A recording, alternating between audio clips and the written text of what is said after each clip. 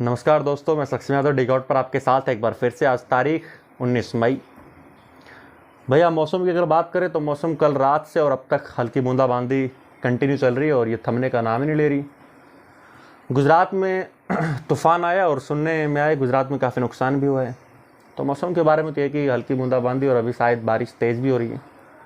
आज की हमारी कहानी हरियाणा में एक जगह हिसार के पास एक जगह बरवाड़ा, और बरवाड़ा के एक पूर्व विधायक रेलूराम पुनिया, उनकी पूरी कहानी आज मैं आपको सुनाऊंगा। रेलूराम पुनिया के बारे में ये कहा जाता है कि वो पहले ट्रक क्लीनर के तौर पर काम किया करते थे। उसके बाद फिर वो काले तेल के बिजनेस में उतरे।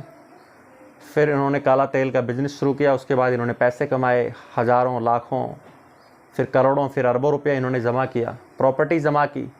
गुड़गांव, हिसार, फरीदाबाद, दिल्ली, नोएडा, तमाम जगहों पर इनके बिजनेस, इनकी कोठियाँ, इनकी ज़मीन, इनकी प्रॉपर्टी।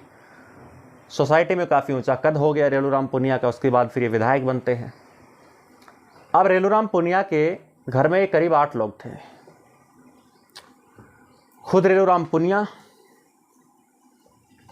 इनकी वाइफ, इनका बेटा सुनील, बहू, 3 बच्चे और एक कजिन, ये 8 लोग थे। अब 9वीं इनकी बेटी और 10वां इनका दामाद। अगर इन 2 लोगों को और लगाएं तो फिर ये 10 लोग थे, अगर इसकी बेटी और दामाद को और लगाएं। अब इनकी बेटी जो वो सोनिया, उसके बारे में है कि वो ताइक्वांडो की प्लेयर थी। तो सोनिया ताइक्वांडो की प्लेयर थी। ताइक्वांडो खेलते खेलते अचानक सोनिया की मुलाकात संजीव नाम के लड़के से होती है। संजीव भी ताइक्वांडो का प्लेयर। फिर दोनों में मोहब्बत होती है। फिर दोनों शादी करने का प्लान करते हैं। अब संजीव नॉर्मल फैमिली से बिलोंग करता है, सोनिया रेलूराम पुनिया की फैमिली से बिलोंग करती है। रेलूराम पुनिया का सोसाइटी में काफ़ी ऊंचा कद, अरबपति आदमी। जब रेलूराम पुनिया को सोनिया बताती है कि उसे संजीव नाम के एक लड़के से शादी करनी है, तो फिर रेलूराम पुनिया और पूरी फैमिली जो थी वो मना कर देती है। वो लोग इसके खिलाफ हो जाते हैं कि नहीं, हमारी हैसियत के अनुसार लड़का नहीं है और हम ये शादी नहीं करवा सकते। लेकिन सोनिया फिर मानती नहीं है, ज़िद करती है। तो फिर बेटी की ज़िद के आगे और उसकी खुशी के लिए फिर रेलूराम पुनिया और पूरा परिवार फिर मान जाता है और वो इन दोनों की शादी करवा देते हैं। अब संजीव और सोनिया की शादी हो गई। कुछ दिन बाद इनके एक लड़का भी होता है। तो ऐसे इनकी लाइफ धीरे धीरे अब आगे बढ़ती है। अचानक से एक दिन सोनिया अपने पिता रेलूराम पुनिया के पास पहुंचती है और उनको कहती है कि पिताजी, संजीव को कुछ बिजनेस शुरू करना है, तो आप कुछ पैसों से उसकी मदद कर दीजिए। जैसे हमारे पास 100 एकड़ के करीब ज़मीन है, तो आप इसमें से 50 एकड़ ज़मीन को बेच दीजिए और वो संजीव को पैसा दे दो, ये अपना कुछ स्टार्टअप कर लेंगे, अपना कुछ बिजनेस कर लेंगे। तो रेलूराम पुनिया मान जाते हैं कि ठीक है, बेटे की खुशी के लिए और अच्छी बात है, अगर दामाद का अपना खुद का धंधा शुरू हो जाए तो मान जाते हैं। लेकिन जब ये बात रेलूराम पुनिया के बेटे सुनील को पता चलती है, तो सुनील फिर अपने पिता से मना कर देता है। वो ये कहता है कि हमने बहुत मेहनत से ज़मीन जोड़ी है, हमने बहुत मेहनत से इतनी ज़मीन इकट्ठा की है, इतनी प्रॉपर्टी इकट्ठा की है, तो आप इसको बेचो मत। अगर आपको मदद करनी है तो आप कुछ पैसे देकर मदद कर दीजिए, लेकिन ज़मीन मत बेचिए। तो रेलूराम पुनिया को ये बात भी सही लगती है।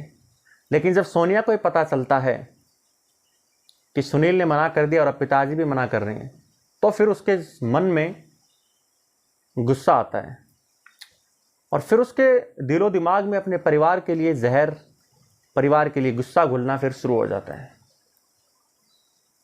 उसके बाद धीरे धीरे दिन निकलना शुरू होते हैं। जो 3 बच्चे थे उस परिवार में, फिर उनमें से एक बच्चे का बर्थडे आता है। बर्थडे की तारीख 24 अगस्त 2001। और सोनिया को पता चला कि एक बच्चे का बर्थडे है 24 अगस्त 2001 को। तो फिर सोनिया पूरे परिवार को बताती है कि हम इसका बर्थडे एक दिन पहले यानी 23 अगस्त 2001 को मनाएंगे। और इसके पीछे रीज़न वो ये देती है कि शायद 24 अगस्त को मुझे किसी काम से बाहर जाना पड़े तो फिर मैं शामिल नहीं हो पाऊंगी, तो इसलिए हम 23 अगस्त 2001 को इसका बर्थडे सेलिब्रेट करेंगे। तो 23 अगस्त 2001 का दिन आता है। बाहर से मेहमान आते हैं खाने के लिए, खाने पीने का अरेंजमेंट होता है, नाच गाना होता है, डीजे वीजे बजता है। तकरीबन रात के 11 साढ़े 11 बजे तक केक वेक कट चुका था, खाना हो चुका था, सभी रिश्तेदार घर चले गए। घर में जितने भी नौकर थे फिर वो भी बाहर चले जाते हैं। अब परिवार में बचते हैं कुल 10 लोग।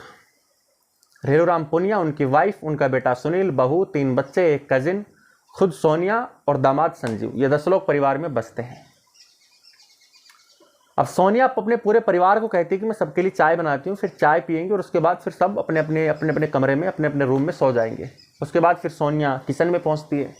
बाकायदा सबके लिए चाय बनाती है, लेकिन चाय में वो फिर बेहोशी की दवा मिला देती है और फिर वो अपने पूरे परिवार को चाय पिलाती है। तो जो वो 3 छोटे छोटे जो बच्चे थे, कहते उनमें से एक 8 महीने का बच्चा भी था, उसको भी सोनिया उस दिन चाय पिला देती है।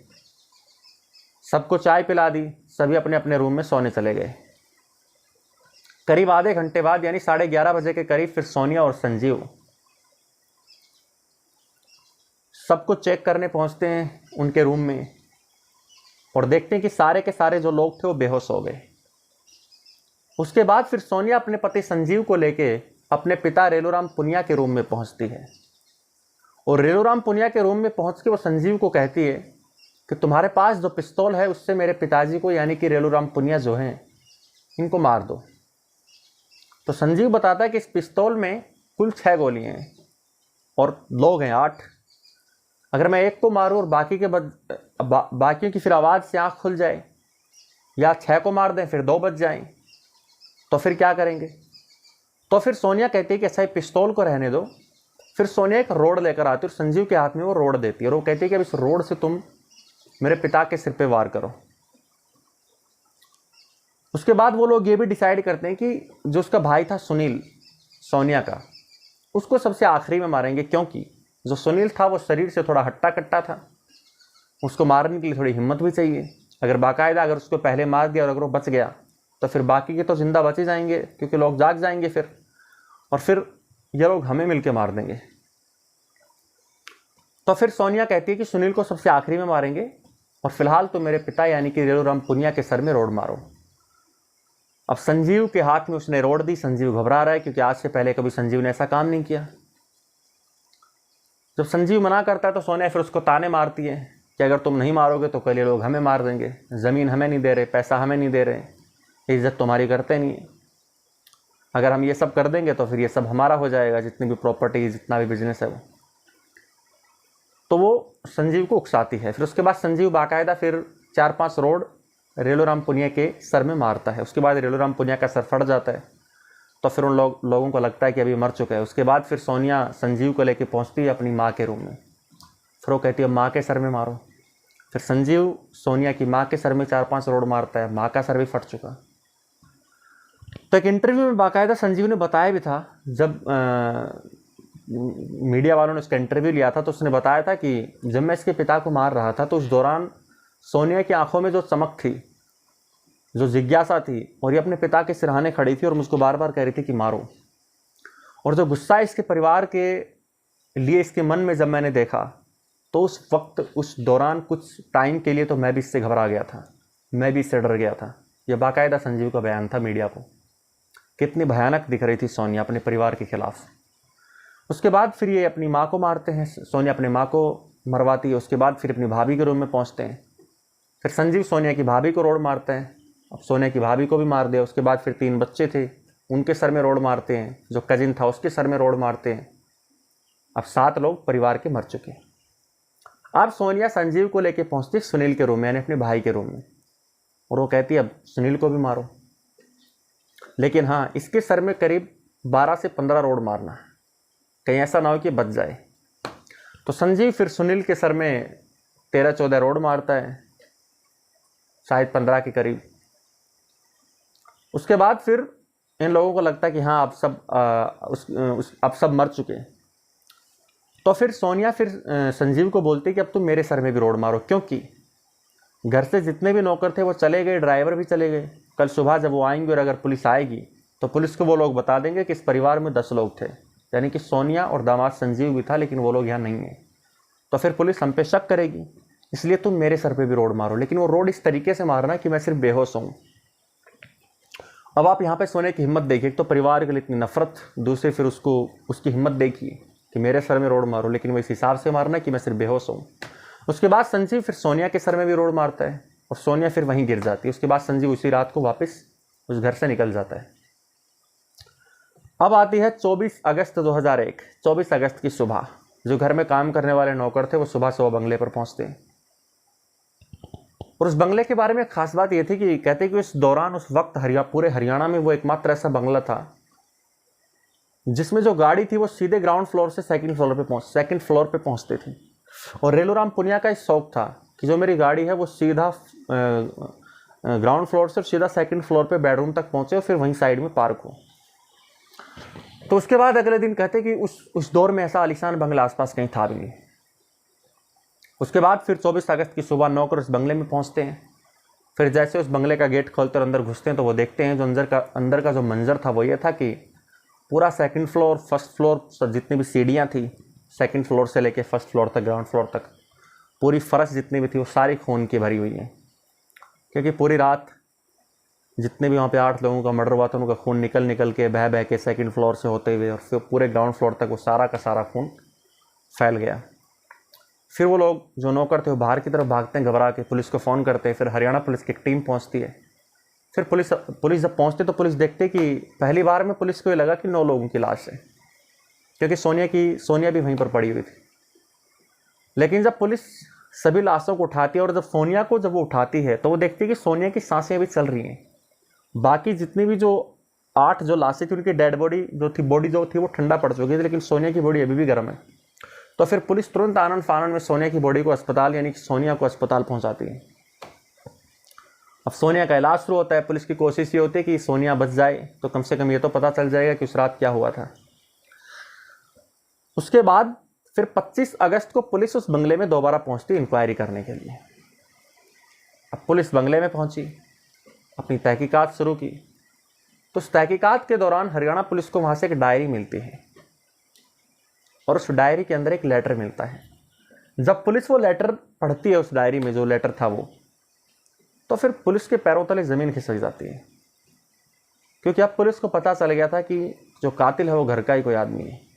अच्छा, वो जो डायरी थी, फिर वो पुलिस वहाँ पे जो नौकर थे उनसे पूछताछ करते कि डायरी किसकी है। तो नौकर बताते कि डायरी तो सोनिया मैडम की है।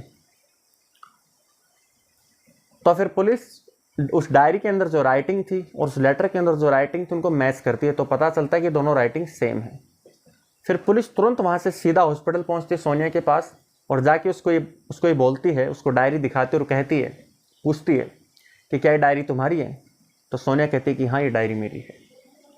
तो पुलिस दोबारा पूछती है, जो इस डायरी के अंदर जो हैंडराइटिंग है क्या वो भी तुम्हारी है। तो सोनिया कहती है हाँ, ये हैंडराइटिंग भी मेरी है। फिर पुलिस वो लेटर निकालती है और सोनिया को दिखाती है और पूछती है क्या ये लेटर भी तुम्हारा है। जब सोनिया वो लेटर देखती है तो सोनिया के पैरों तले ज़मीन खिसक जाती है, वो पूरी तरह से घबरा जाती है। अच्छा, वो लेटर क्या था आप सुनिए ज़रा।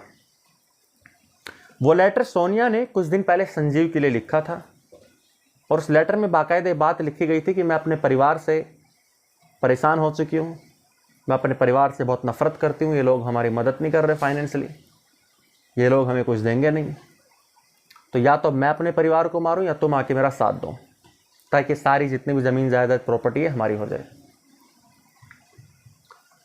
लेकिन सोनिया कुछ बोलती नहीं है, सोनिया अपना जुर्म कबूल करती नहीं है। उसके बाद फिर पुलिस संजीव को ढूंढती है और संजीव फिर दिल्ली से मिलता है। फिर पुलिस दिल्ली से संजीव को उठा के लेके आती है। संजीव को फिर कस्टडी में पुलिस डाल के और उससे अपने वाले तरीके से जब पूछताछ करती है तो सुनील फिर सारी बात उगल देता है। वो सारी जो भी जुर्म था वो कबूल कर लेता है कि हाँ, हमने इनको मारा था पूरे परिवार को 23 अगस्त की रात को। उसके बाद फिर संजीव को पुलिस सोनिया के सामने पेश करती है। फिर सोनिया देखती है कि संजीव ने सब कुछ बता दिया। उसके बाद फिर सोनिया भी टूट जाती है और सोनिया भी सारी बात बयां कर देती है। उसके बाद फिर इन दोनों को जो हिसार जो लोअर कोर्ट था उसमें पेश किया जाता है। तो 23 अगस्त को इन्होंने मर्डर किया था।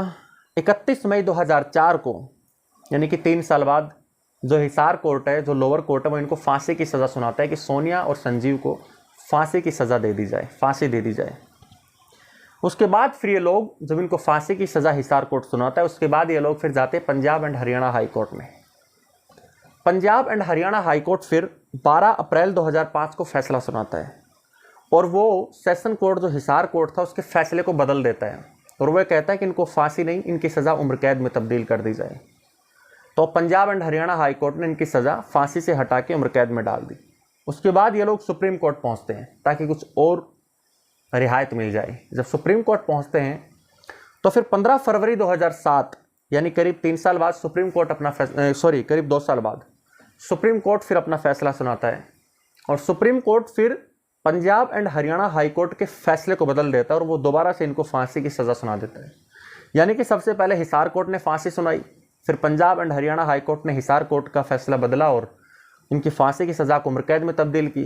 उसके बाद फिर सुप्रीम कोर्ट में गए, सुप्रीम कोर्ट ने फिर Punjab and Haryana high court का फैसला बदला और दोबारा से इन लोगों को फांसी की सज़ा सुना दी।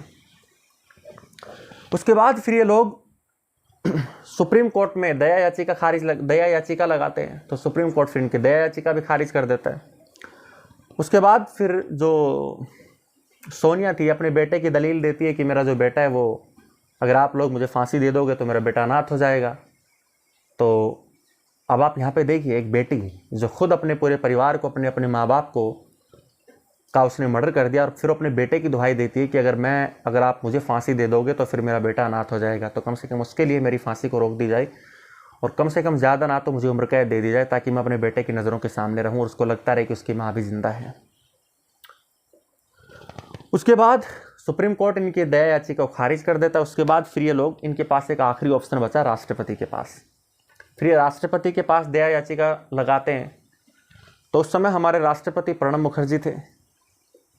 काफ़ी साल राष्ट्रपति के टेबल पर ये फाइल अटकी रहती है। फिर अप्रैल 2013 में राष्ट्रपति प्रणब मुखर्जी इनके दया याचिका को खारिज कर देते हैं और वो कहते हैं कि इनको फांसी ही दी जाए, क्योंकि रेयरेस्ट ऑफ रेयरेस्ट क्राइम है, तो इसमें फांसी की सजा ही होनी चाहिए। उसके बाद फिर ये सारी चीज़ें हो चुकी, तो फिर हिसार कोर्ट ने 26 नवंबर 2007 की तारीख मुकम्मल की इन लोगों के लिए कि इनको फांसी दी जाए, क्योंकि हिसार कोर्ट को पता चल गया था कि दया याचिका भी खारिज हो चुकी है, सुप्रीम कोर्ट ने भी फांसी सुना दी है। तो फिर हिसार कोर्ट इन दोनों की फांसी की तारीख तय करती है और वो तारीख होती है 26 नवंबर 2007। लेकिन यहाँ एक जो बड़ी बात थी वो ये थी कि 26 नवंबर 2007 इनकी फांसी की तारीख रख दी गई, लेकिन इनको फांसी दी नहीं गई। अब वो क्यों नहीं दी गई ये आज तक पता नहीं चल पाया। उसके बाद ये पेंडिंग पड़ा रहा। 2013 में फिर राष्ट्रपति प्रणब मुखर्जी ने दया याचिका खारिज कर दी। उसके बाद फिर इन लोगों की फांसी की तैयारियां शुरू की हिसार कोर्ट ने बताया कि अब इनको फांसी दे दी जाए, लेकिन इनको फांसी दी नहीं जाती और तकरीबन 1-1.5 साल तक वो फांसी अटकी रहती है। वो अटकी क्यों रही ये आज तक पता नहीं चला। उसके बाद एक तारीख आती है 21 जनवरी 2014।